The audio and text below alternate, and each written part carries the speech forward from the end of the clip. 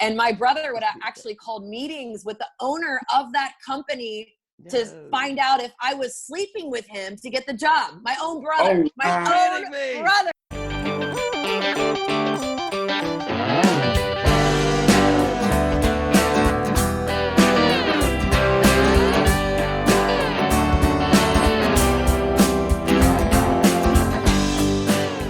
Welcome back to Contractor Discover with Paul and the beautiful Rebekka.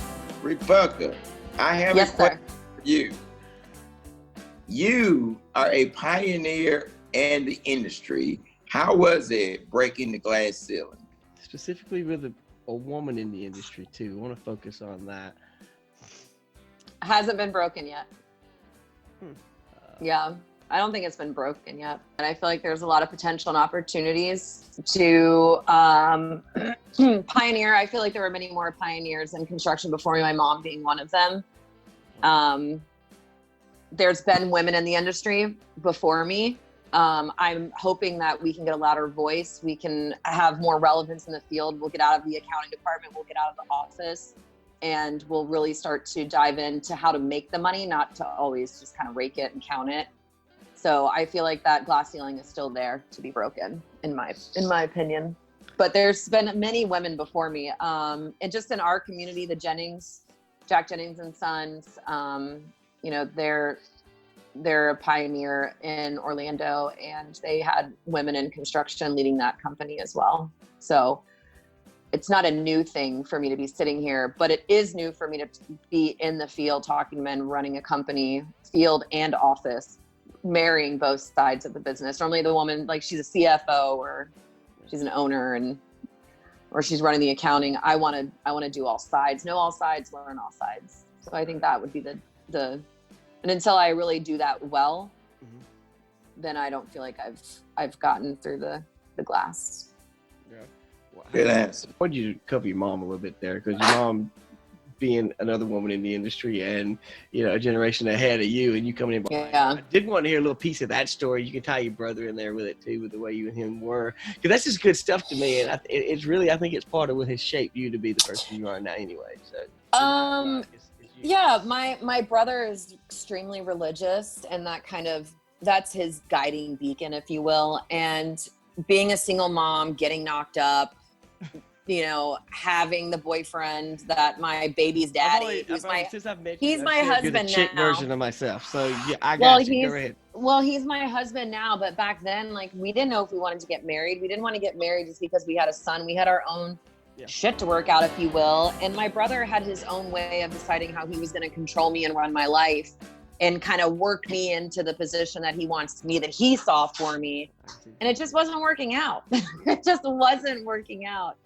And it really eked over into our professional life and how we worked together. At the time, 3 years ago, when the fallout happened, and it was really bad. It was one of those really bad, just gross, vile, ugly times in my life. But looking back on it now, 3 years ago, I'm not going to shake his hand because we can't. But I might tell him thanks. It got me. I would have just continued to slave away from my family business, and I would have never understood the potential that is inside of me to create something with my husband on our own, together, grinding it out, fighting, worried how we're going to pay the bills. But at the end of the day, when we do it, like, it's not my mom's name that qualifies the business. Like, my brother still works with my mom is the owner. My mom writes the check. My mom qualifies the business. They get minority status. My mom is brilliant. She can build anything. She's super smart. But my brother doesn't have that, where he can just really feel that sense of accomplishment. Like, sure, he's a glorified project manager, gets to call himself a vice president, right? Yeah. But my mom could hire any project manager in the United States and do what my brother Jason does, but he could never do what my mom has done. Never. I get that. I get that. And he has an internal struggle and crisis that he has to deal with on that note that he kind of took out on me, right? That's it. And it is what it is. No love lost there. I wish the best for him. But again, I mean, I would shout it from the rooftop. Anybody can do Jason's job. It's different when you're signing the checks and qualifying the business. I call it taking that leap. When you jump, you know, you just, the parachute will open. You might snatch the cord sometimes and it don't feel like it's it'll open if you ride it all the way down. Yeah. And it is scary. So I understand. And I think that's why we connected so fast, because you and I picked up on that super fast in one another. Yes, and it's to have that friendship in you now, but it really is something that, you know, unless you've walked it, you don't quite get it. You have to feel that kind of said it all. So as far as the family dynamic and like how I arrived here, it was to add it to what we were saying. It really came from a need to make money. I don't know anything else. My brother didn't want me to be a part of the company anymore. It was creating a tremendous amount of family drama. Family drama is still there. You and your husband, were you guys together? Yeah, we were dating. He was already in the industry, obviously, but yeah, he was consulting at the time. I was actually working for a competitor of my parents. So when I left TNT initially, I went to DeWitt Custom Concrete. I've heard of them. Right away. It didn't take long for me to find a job. I got a job right away, making better money than my family paid me, which is funny. And my brother would actually call meetings with the owner of that company to find out if I was sleeping with him to get the job. My own brother. Brother. That's Sean, T. there it is. That's T. That's T. Oh yeah. Oh yeah. And you then were a kid when you said there was some bad blood there. And then the director of business development for him left and came and worked for the firm that I was working for, because he kind of heard about what happened. And he was like, I don't even want to work for a guy that's like this. You know what I mean? This is such raw material, Sean. It's so bad. It's so gross, but it is what it is. It's the truth. You know what I mean? And I'm not ashamed of it anymore. That's what we talk. I mean, we promote transparency. Shout out TNT Construction. You did. We promote that Thomas. Transparency. Sean and I were just talking. No, but I was accountability really and transparency. Those are two things that we stand behind. Our platform stands behind it, and Sean said, "Do what you gotta do to get ahead." I'm not above sleeping my way to the middle. Hey, I told you my husband and I were married before. I've picked a winner. 9 years later, we are a dynamic, thriving, up and coming general contract company. And I saw something in him 9 years ago, and man, I took it. I took it for the team, baby. Well, you took that long shot. Hell yeah, I took the long shot, baby. Yeah, it's the Wild West. This construction industry is Wild West. It is, and it's a fun. I'm starting to see that. And yes, Sean. But yeah, the owner of Hoodle's coming on. Owner of what? Hoodle.com. Oh, cool. I thought you said Hooters. I thought he said Hooters. I was so excited. Sean, me too. Sean, when you hear that word, what happens? What pops in your head? Hoodles. Hooters. Hooters. We know. Hooters come on. Oh, Hoodle. Sean. We lost him. We lost Sean.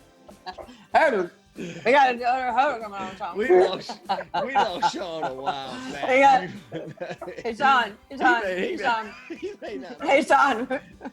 We got to own a Hoodle coming on. I was like, we be on that show. Anyway. Post-production. You got your hands tied. We can never go live. Sean? It's exciting. Yeah. Sean, you got any questions for me, buddy? I have none. You've answered all of my questions. You've been a wonderful guest. I want to thank you personally for taking time out of your busy schedule and sitting down with us. And it's been a lot of fun. It has been fun. It's been fun on my end as well. It's been education for you, I'm sure. Yeah. Sean, I have a question for you. Tell me the one thing that you're going to take away from this conversation. There are general contractors. No, the one thing I'm going to take out from this conversation, seriously though, is that I did not know there were so many levels to the construction industry. I appreciate hearing how the different levels interact and seeing how this platform can bring them together. I heard Clay talk about it in the past, and I was like, okay, that's just a thing. But listening to you, an expert in the industry, I mean, not only do you have your entire life experience, but you have generations of experience in this industry. And so hearing somebody with so much in-depth knowledge with the industry speak on it definitely opens my eyes to the different aspects of the industry. So you have taught me a lot about construction. Cool. Like opened your eyes enough that you're willing to like flip your glasses up, opened your eyes, or one at a time. Do something like it, there, I got it done. That's the first time. Now don't do it for everybody. Don't do it for everybody. No, just for you. Just for all right. You two have really educated me about the construction industry in this conversation, and I want to thank you. And Rebekka, you are a remarkable woman, and you are a capable business person.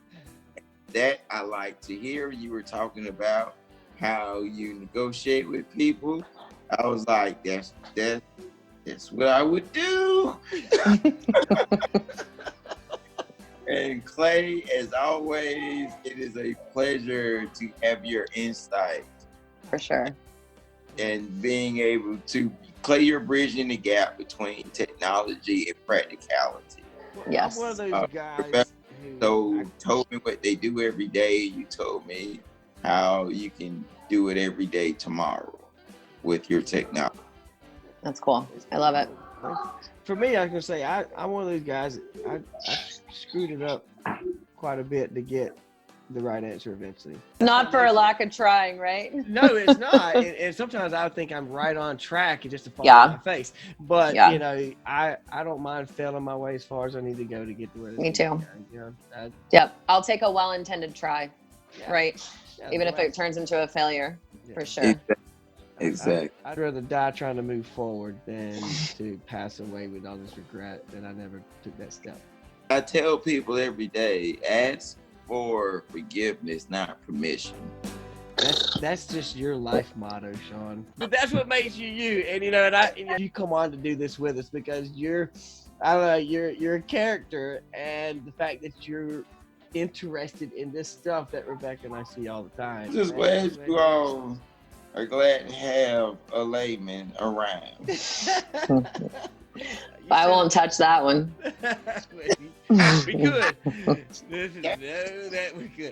Stay professional. I know it's tough. It's tough sometimes, but we're raw on the show. We're going to stay that all way. Good. You fit the mold perfect. You're right in with us. Oh. Yeah. Well, I hear your kids in the background. I'm sure they're letting their mom out the room. I've been throwing Oreos at them behind closed doors for the last hour.